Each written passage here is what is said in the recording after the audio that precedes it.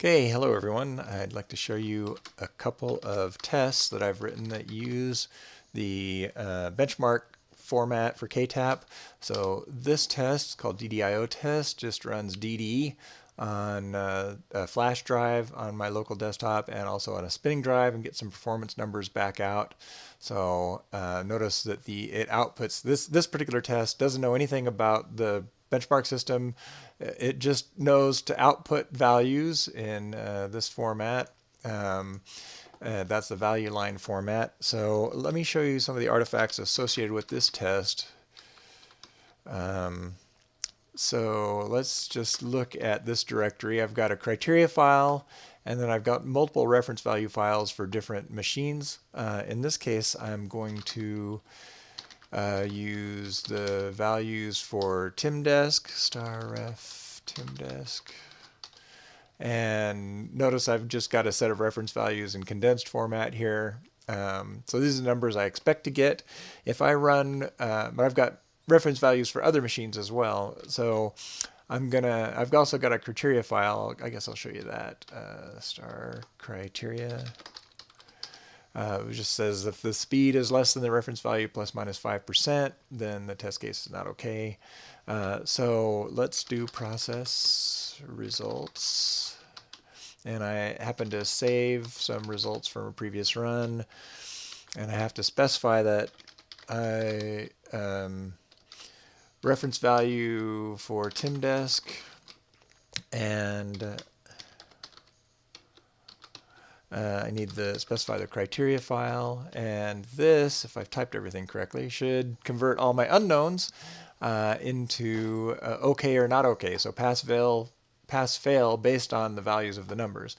So a couple of interesting things here. Well, I got some regressions, not okay. Not sure what happened there. That's a warm-up problem on the drive, possibly. And then notice that also some of these numbers are in megabytes and some are in gigabytes per second.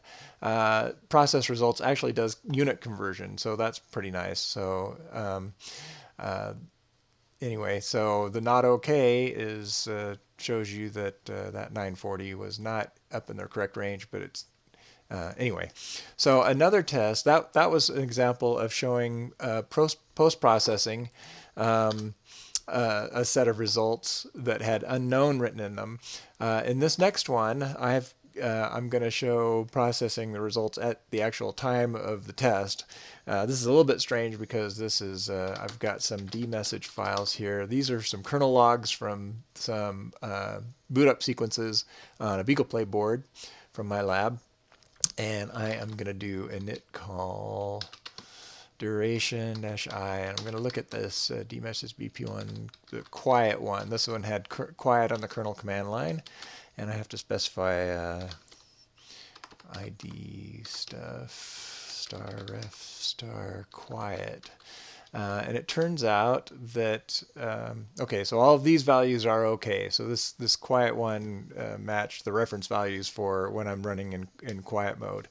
If I look at the ftrace dmessage output, kernel log, but I compare it to the quiet reference values, they're quite a bit different, right? So I've got this NFC init duration took 9 milliseconds when it should have taken 182 microseconds. So those are clearly out of scope.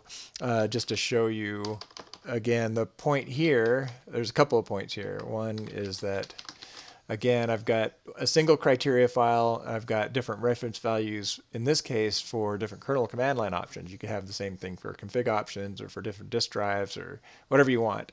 One of the things that you can do with this tool is init duration equals 182 U6. And this, I'm going to access these files slightly different. So instead of specifying the files, I can give it a directory and give it some hints as to what file to use. And in this case, so first part of this demonstration is I'm automatically figuring out the correct criteria file and reference value file to use based on some hints I can give on the command line. It gives me the result. If I go out of spec here, let's say that came back as 300. then I get this not okay result.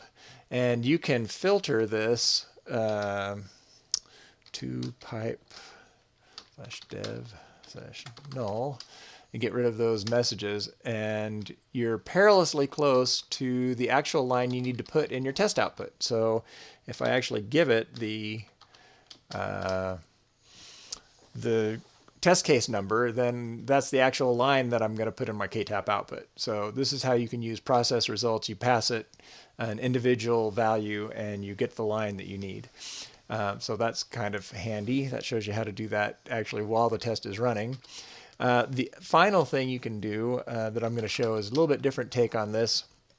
I've got a test that I can run here. That this test is counting the number of files in each kernel top-level directory that are missing SPDX headers.